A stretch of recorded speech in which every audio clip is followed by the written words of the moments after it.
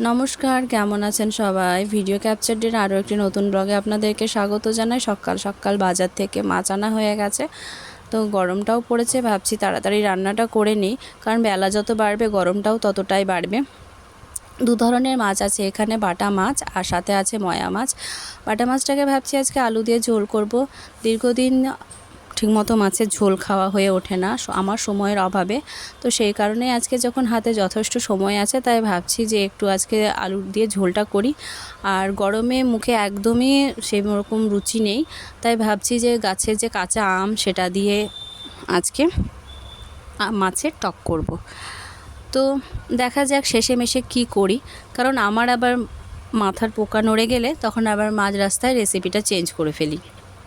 তো একটা গল্প বলি। যখনই বাড়িতে আমি বাদে আমার শাশুড়ি মা কিংবা তোমাদের দাদা মাছ নিয়ে আসে, সবসময় তারা 2 থেকে 3 ধরনের মাছ নিয়ে আসে, যেটা সত্যিই আমার কাছে খুবই বিরক্তিকর হয়ে ওঠে। তার কারণ হচ্ছে যেহেতু আমার সময়ের অভাব, কারণ অত সময় দিয়ে আমি মাছগুলোকে বেছে কেটে রাখার মতো সময় আমার নেই।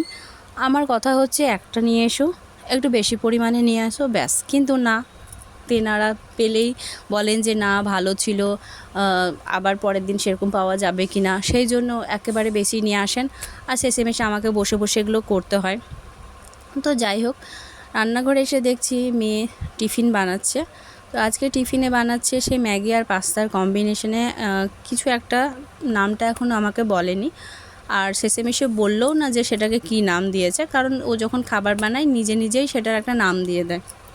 খুব ছোটোবেলা থেকেই ও জানে যে ওর মা ওয়ার্কিং ওমেন, সে কারণে আমার প্রতি ওর এক্সপেকটেশনটা তেমন নেই। আমি যেটুকু ওকে বানিয়ে দিই তার বাইরেও যখন ওর কিছু খেতে ইচ্ছে করে, ও নিজে নিজেই বিভিন্ন ধরনের খাবার ও ট্রাই করে, প্লাস সেটাকে সেটার সাথে ও আরও এক্সপেরিমেন্ট করে। আর সবথেকে বড় কথা, সে এক্সপেরিমেন্টটা ও অ্যাপ্লাই করে কার ওপরে? আমার ওপরে। আমি হচ্ছে ওর গিনিপিগ।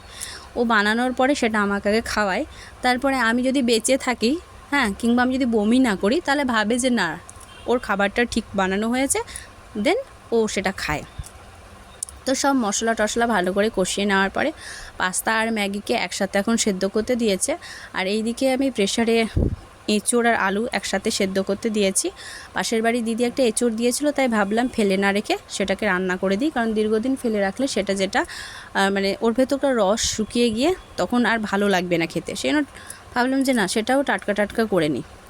এইদিকে অলমোস্ট ওর খাবার বানানো হয়ে গেছে, কিছু মশলা অ্যাড করে দেবে, তারপরেই আমাকে দেবে। এর আগের দিনও বানিয়েছিল, সেদিন শুধু পাস্তাটা দিয়েছিল না, কিন্তু খেতে খুব ভালো হয়েছিল। আমি অপেক্ষা করছি, আমারও যথেষ্ট খিদে পেয়ে গেছে। আর এইদিকে ও রান্নাটা হয়েও গেছে, গরম গরম নামিয়েও ফেলেছে। আর এখন শুধু ও দুটোকে ভাগ করে নিচ্ছে, কারণ বাড়িতে এখন সেই মুহূর্তে কেউ নেই, তো সেই জন্য ও দুভাগে ভাগ করে নিল। আর আমি আম কাটতে বসে গেছি, পটল ছিল কিছু, সেটাকেও কেটে নিয়েছি, পটলটা ভাজবো ভাবছি, কারণ পটলটা নষ্ট হয়ে যাচ্ছে। অন্যদিকে সে ভাগ করার পরে খাবারটাকে আমার মাথার কাছে এসে দাঁড়িয়ে সমানে টিকটিক করে যাচ্ছে যে তুমি এখনই এটা খাবে। আমি বলছি ওরে ছাড়, রেখে দে, ঠান্ডা হোক, আমি তারপরে খাবো। না, তোমাকে এখনই খেতে হবে। আমি বললাম ঠিক আছে বাবা, ঠিক আছে, রাখ রাখ। সেই জোর জবরদস্তি করে হচ্ছে, গরম অবস্থায় না খেলে তুমি টেস্ট বুঝতে পারবে না। অবশেষে ওর কথা শুনে আমটাকে কোনো রকমে কেটে আমি ওর খাবারটাকে আমি টেস্ট করলাম। সত্যি কথাই বলতে প্রচণ্ড গরম ছিল, আমার জিভটাও পুড়ে গিয়েছে, কিন্তু টেস্টটা ভালো ছিল। আর একটা জিনিস একটু হয়ে গেছে, সেটা হচ্ছে যে পাস্তাটা একটু কম সেদ্ধ হয়েছে।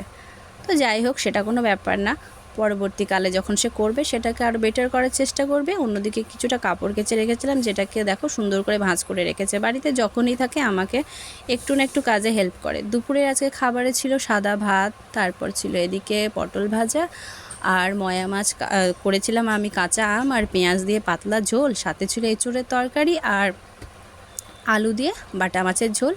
খুবই পাতলা আর হালকা রান্না আজকে হয়েছে। এই ছিল আমাদের দুপুরের খাবার।